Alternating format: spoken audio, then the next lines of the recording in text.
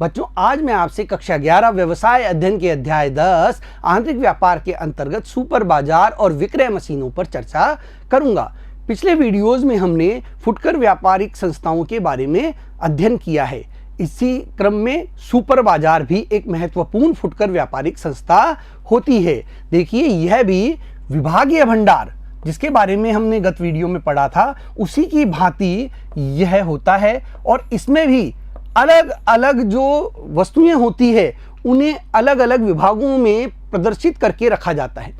यहाँ सेल्फ में वस्तुओं को जमा दिया जाता है और ग्राहक स्वयं सेवा के सिद्धांत के आधार पर वहाँ से अपनी पसंद की वस्तु सेलेक्ट करता है, चुनता है और बिलिंग काउंटर पर जाकर अपना मूल्य चुकाकर उस वस्तु को प्राप्त कर लेता है।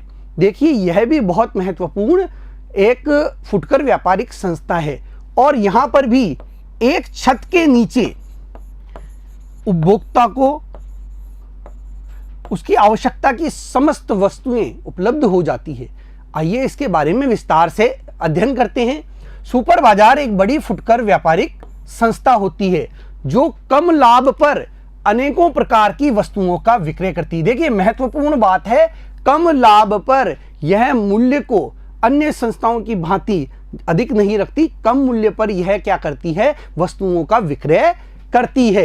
इनमें खाद्य सामग्री एवं अन्य कम मूल्य की वस्तुएं, ब्रांड वाली एवं बहुतायत में उपयोग में आने वाली उपभोक्ता वस्तुएं जैसे घरेलू सामान, दवाइयों का विक्रय किया जाता है। देखिए, किन किन सामग्रियों का विक्रय करती हैं ये महत्वपूर्ण है। खाद्य सामग्री सबसे महत्वपूर्ण, खाद्य सामग्री। उसके बाद में कम मूल्य की वस्तुएं जिनमें ब्रांड वाली वस्तुएं भी होती है और बहुतायत में उपयोग में आने वाली उपभोक्ता वस्तुएं भी होती है। हमारे दैनिक जीवन में काम में आने वाली वस्तुएं भी होती है।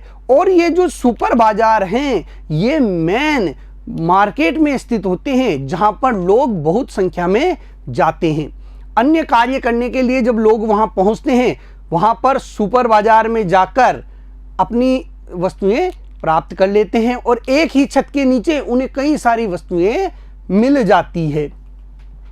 सुपर बाजार विभागीय भंडारों की भांति विभिन्न विभागों में बटा संगठन होता है। जिस प्रकार विभागीय संगठन भंडार थे, उसी प्रकार यह भी अलग अलग विभागों में बटा होता है। इसमें वस्तुएं अलग अलग भागों के अंदर रखी होती है और वहां भी सेल्फ बनाकर इनको रख दिया जाता है और उन सेल्फों पर इनका विक्रय मूल्य भी अंकित होता है तथा आपने कितने पैसे बचाए हैं वह भी उस पर अंकित होता है।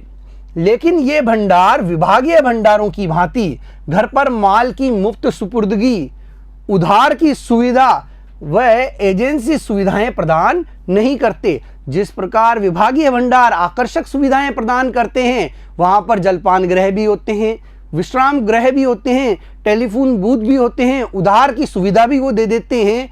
लेकिन ये सुपर बाजार ऐसी कोई भी सुविधा अपने ग्राहकों को प्रदान नहीं करते हैं। यही इन दोनों में अंतर होता है। सुपर बाजार की विशेषताएं, देखिए, प्रमुख विशेषता तो क्या है कि यहाँ पर खाद्य सामग्री व उपभोक्ता की आवश्यकता की समस्त वस्तुएं एक ही छत के नीचे उपलब्ध हो जाती हैं। सुपर बाजार हर प्रकार की खाद्य सामग्री एवं परचून सामग्री जो गैर खाद्य आवश्यकता की वस्तुओं के लिए अतिरिक्त होती है, उनकी बिक्री करते हैं। गैर खाद्य आवश्यकता की वस्तुओं के अतिरिक्त जो वस्तुएं होती है उनका विक्रय भी इन सुपर बाजारों के द्वारा किया जाता है। ऐसे बाजारों में क्रेता आवश्यक वस्तुओं का क्रय एक ही छत के नीचे कर सकते हैं। देखिए, महत्वपूर्ण बात क्या है कि एक ही छत के नीचे एक बहुत बड़े परिसर के अंदर ये संचालित किए जाते हैं और वहीं पर ग्राहक आते हैं, अलग अलग सेल्फ में ये व्यवस्थित तरीके से वस्तुओं को रखते हैं और ग्राहक आते हैं, उनके बीच में जाते हैं वस्तुओं के बीच और अपने पसंद की वस्तु उठा लेते हैं। यह स्वयं सेवा के सिद्धांत पर चलाए जाते हैं, इसलिए इनकी वितरण लागत कम आती है। आप दुकानों पर जाते हैं, दुकानों पर क्या होता है, काउंटर होता है, आप वहां जाकर अपनी पर्ची दे देते हैं दुकानदार को, वो आपकी आवश्यकता की वस्तु निकाल कर लाता है, आपको दे देता है। आप खुद वस्तु नहीं चुन सकते, लेकिन यहाँ पर उपभोक्ता अपने हिसाब से वस्तु को चुन सकता है। उसके पास ऑप्शन होते हैं, वह अपनी पसंद की वस्तु को ले सकता है जो उसे चाहिए। निम्न परिचालन लागत, बड़ी मात्रा में क्रय एवं कम लाभ के कारण अन्य फुटकर भंडारों की तुलना में यहाँ वस्तुओं की कीमत कम होती है। देखिए यहाँ पर वस्तुओं की कीमत कम होती है क्योंकि ये विभागीय भंडारों की भांति ही बड़ी मात्रा में उत्पादक से क्रय करते हैं। जब बड़ी मात्रा में क्रय किया जाएगा तो इनकी लागत कम आती है और उसका फायदा ये अपने उपभोक्ताओं को, अपने ग्राहकों को प्रदान करते हैं। एक तो ये बड़ी मात्रा में क्रय करते हैं, इनकी परिचालन लागत भी कम आती है, इन्हें कम कर्मचारी रखने पड़ते हैं। देखिए दुकान पर तो क्या है कि वस्तुएं निकालने के लिए कर्मचारी लगाए जाते हैं, लेकिन चूंकि यहाँ पर स्वयं सेवा का सिद्धांत काम करता है, उपभोक्ता खुद निकाल कर वस्तुएं लाता है, इसलिए यहाँ पर कर्मचारियों की कम आवश्यकता होती है। अन्य फुटकर भंडारों की तुलना में यहाँ पर कीमत भी कम रखी जाती है। अगला देखते हैं, वस्तुओं को केवल नकद में बेचा जाता है, उधार की सुविधा यहाँ प्रदान नहीं की जाती, इसलिए किसी भी प्रकार का असोध्य ऋण या उधार के डूबने का खतरा यहाँ पर नहीं होता है। सुपर बाजार साधारणतया केंद्रीय स्थानों पर स्थित होते हैं जहां इनकी बिक्री बहुत अधिक होती है। देखिए केंद्रीय स्थान, ऐसे स्थान जहां पर लोग आते जाते रहते हैं, बहुत अधिक संख्या में लोग वहां पहुंचते हैं, वहां अन्य कार्यों से भी आते हैं, तो वो लोग इन बाजारों में जाकर अपनी आवश्यकता की वस्तुएं खरीद लेते हैं। मान लीजिए एक बाजार तो शहर के मध्य में स्थित है और एक शहर के एक कोने में स्थित है, तो यहां पर लोग आते जाते रहेंगे, यहां पर लोग आते जाते रहेंगे, सुपर बाजार का व्यवसाय चलता रहेगा। लेकिन यहां पर जाने के लिए उन्हें विशेष रूप से सोचना होगा। तो ये क्या है, केंद्रीय स्थानों पर ही खोले जाते हैं, मुख्य स्थानों पर ही इनकी स्थापना की जाती है, जिससे लोग यहां पर अधिक संख्या में पहुंचते हैं और इनकी बिक्री अधिक मात्रा में होती है। आगे देखते हैं बच्चों, सुपर बाजार के लाभ। देखिए सबसे बड़ा लाभ तो क्या है, उपभोक्ता के दृष्टिकोण से एक छत के नीचे ही उसे बहुत सारी सामग्रियां प्राप्त हो जाती है, वो एक ही छत के नीचे सारी सामग्री खरीद सकता है। एक छत कम लागत, सुपर बाजार में विभिन्न प्रकार की वस्तुओं को कम कीमत पर एक ही छत के नीचे कम लागत पर बेचा जाता है। अभी हमने देखा उत्पादक से एक साथ बड़ी मात्रा में ये क्या करते हैं, क्रय करते हैं, साथ ही इनकी परिचालन लागत भी कम आती है, तो कीमतें ये क्या है, कम रखते हैं, जिसका फायदा किसे मिलता है, उपभोक्ता को मिलता है। और उपभोक्ता को अपनी आवश्यकता की वस्तुओं के लिए इधर उधर नहीं जाना होता, उन्हें एक ही स्थान पर सारी वस्तुएं प्राप्त हो जाती है। आइए बच्चों अगला बिंदु है केंद्र में स्थित। देखिए अभी हमने क्या बताया था कि ये शहर के मुख्य बाजारों में स्थित होते हैं, केंद्रीय स्थानों पर स्थित होते हैं, जहां पर लोग आते जाते रहते हैं, जिससे इनकी बिक्री बढ़ती रहती है। सुपर बाजार साधारणतया शहर के मध्य लोगों की पहुंच क्षेत्र में स्थित होते हैं, शहर के बीच में होते हैं जहां मुख्य बाजार होते हैं। चयन के भारी अवसर, बच्चों देखिए यह भी महत्वपूर्ण इसका क्या है, गुण है कि चयन के भारी अवसर मिल जाते हैं। इन बाजारों में एक ही किस्म की कई वस्तुएं होती हैं, आप उनकी अलग अलग वैरायटी वहां पर प्राप्त कर सकते हैं। जिस कंपनी का या जिस उत्पादक का आपको सामान चाहिए वो वहां पर आपको अवेलेबल हो जाता है। विभिन्न डिजाइन, रंग आदि की अनेक वस्तुएं उपलब्ध होती है, जिससे क्रेता सुगमता पूर्वक भली भांति चयन कर सकते हैं। आपको शैम्पू लेना है तो वहां पर 7-8 कंपनियों के शैम्पू मिल जाएंगे, साबुन खरीदना है तो विभिन्न कंपनियों के अलग अलग जो भी उत्पाद हैं वो वहां पर आपको सेल्फ में जमे हुए मिल जाएंगे। आप जाइए अपनी पसंद का प्रोडक्ट उठा लीजिए। तो इस प्रकार से यहाँ पर चयन के बहुत सारे अवसर ग्राहकों को उपलब्ध हो जाते हैं। अगला है कोई असोध्य ऋण नहीं। देखिए चूंकि ये नकद में व्यापार करते हैं, नकद ही बिक्री करते हैं, उधार सुविधा प्रदान नहीं करते। अतः उधार के डूबने का खतरा नहीं होता है और इसलिए इनमें कोई भी असोध्य ऋण नहीं होता है। बड़े स्तर के लाभ, बहुत बड़े पैमाने पे ये खरीदते हैं।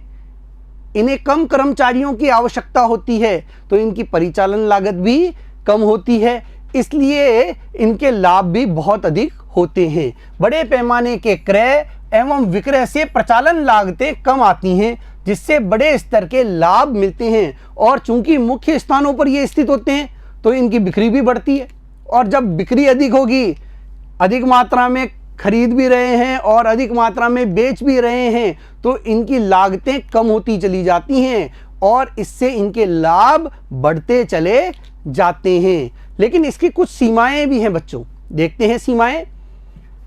सुपर बाजार की सीमाएं, पहला तो है उधार विक्रय नहीं। देखिए कई क्रेता ऐसे होते हैं जो उधार में वस्तुएं लेना चाहते हैं, उनके पास धन उपलब्ध वर्तमान में नहीं है लेकिन वस्तु उन्हें खरीदनी है, तो ऐसी स्थिति में सुपर बाजार उनके लिए उपयुक्त नहीं होते, वो अन्य दुकानों से खरीदना पसंद करते हैं।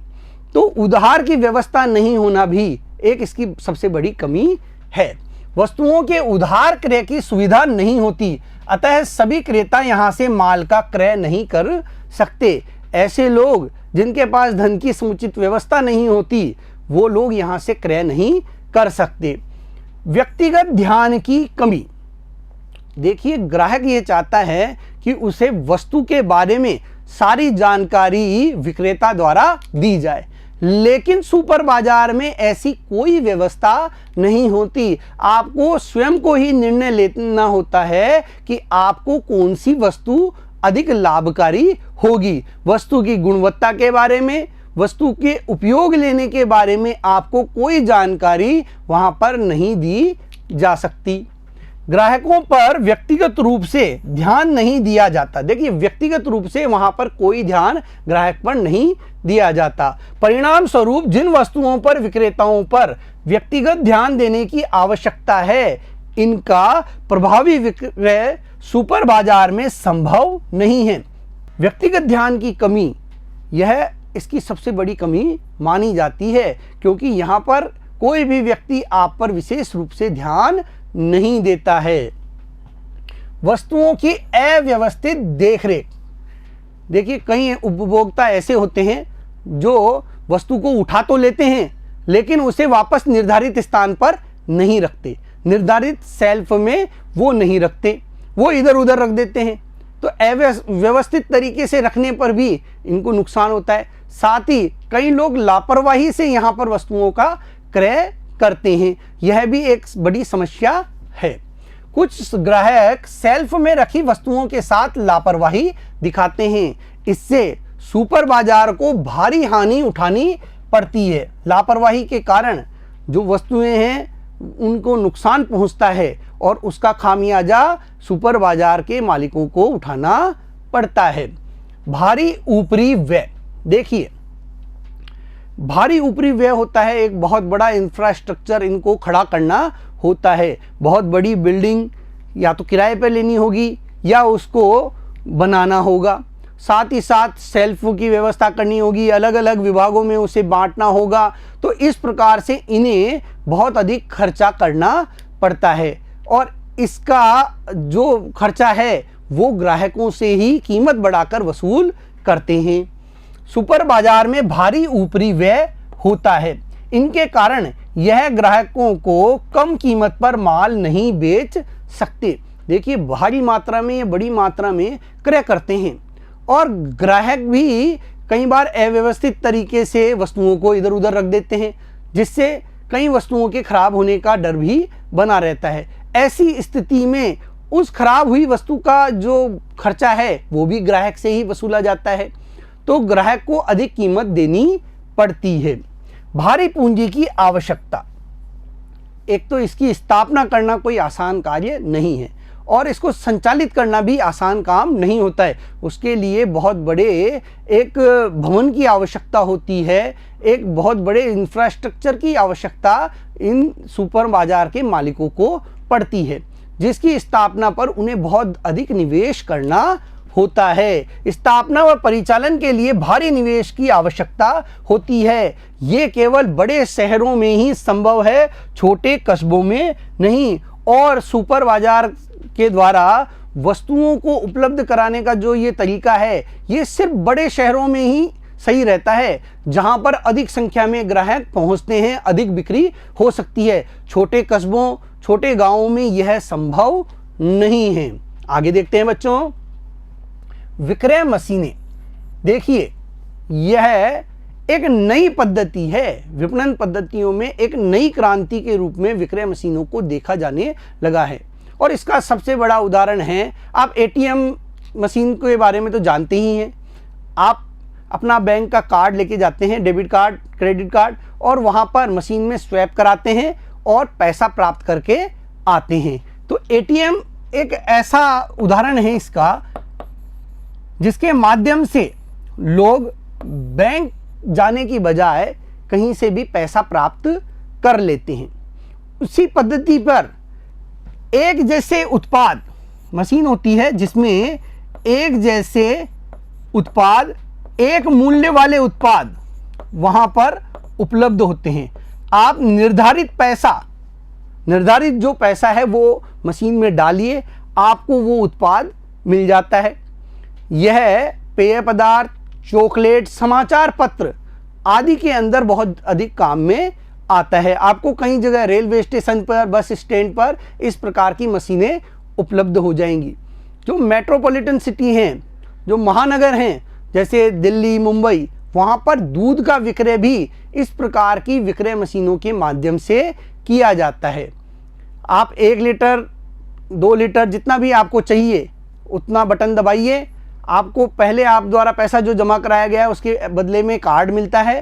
कार्ड स्वैप कीजिए और आपको दूध प्राप्त हो जाएगा। इस तरीके से ये विक्रय मशीनें कार्य कर रही हैं। आइए देखते हैं इसके बारे में। विपणन पद्धतियों में विक्रय मशीनें एक नई क्रांति की सूत्रधार हैं। पेय पदार्थ, चॉकलेट, समाचार पत्र आदि के विक्रय में ये महत्वपूर्ण भूमिका अदा कर रही हैं।